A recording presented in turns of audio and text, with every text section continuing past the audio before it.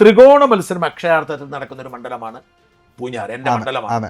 ഇത്തവണ ഇനി തീരുമാനിക്കണം വോട്ട് ചെയ്യുന്നത് എങ്ങനെയാണെന്നുള്ള കാര്യം. പൂഞ്ഞാറിൽ PC ജോർജാണ് BJPയുടെ സ്ഥാനാർത്ഥി. സെബാസ്റ്റ്യൻ കുളത്തെങ്കിലാണ് LDFിന്റെ സിറ്റിംഗ് MLA ആണ്, കേരള കോൺഗ്രസ് ആണ്. ഒപ്പം തന്നെ തീർച്ചയായിട്ടും UDFിന്റെ സ്ഥാനാർത്ഥി ഒരു സെബാസ്റ്റ്യൻ അഡ്വക്കേറ്റ് സജിയാണ്, പുതുമുഖമാണ്. അതായത് ഇയാൾ അവിടെ അത്ര പരിചിതനായിരുന്നില്ല, പക്ഷെ പെട്ടെന്ന് അയാൾ അവിടെ കയറി വന്നു എന്നുള്ളതാണ്. എന്താണ് തെരഞ്ഞെടുപ്പ് ഫലം സൂചിപ്പിക്കുന്നത്? UDF ജയിക്കുമെന്നാണ്. UDF വീണ്ടും അതൊരു അത്ഭുതമാണ്. സെബാസ്റ്റ്യൻ നല്ല മിടുക്കനായ MLA ആണ്. ശക്തമായ മത്സരമാണ് നടക്കുന്നത്. 35% വോട്ടുമായിട്ട് UDF അധികാരത്തിൽ വരുമെന്നാണ് സർവേ പറയുന്നത്. LDF 34%. അതിനകത്ത് സെബാസ്റ്റ്യൻ കുളത്തെങ്കിൽ വളരെയധികം ജനകീയനായ ഒരു MLA ആണ്. അയാൾ മണ്ഡലത്തിനപ്പുറത്തേക്ക് പോകുന്ന MLA ആണ്. അവിടെ UDFിന്റെ സ്ഥാനാർത്ഥി കഴിഞ്ഞ തവണ ടോമി കല്ലാനി 3ാം സ്ഥാനത്തായിരുന്നു. പക്ഷേ ആ UDF ജയിക്കുമെന്ന് പറയുന്നതിന്റെ കാരണം വളരെ വ്യക്തമാണ്.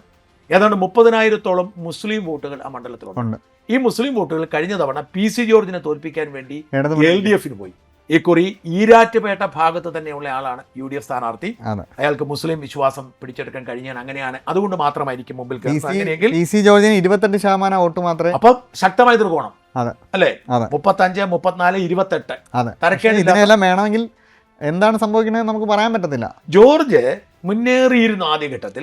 പിന്നീട് ജോർജിന്റെ അവസാനത്തെ പ്രസ്താവന ബിഷപ്പുമാരെ അച്ഛന്മാരെ അത് ജോർജിന് പണിയായി പോയി. അതുകൊണ്ടാവാൻ നഷ്ടപ്പെടുന്നത്.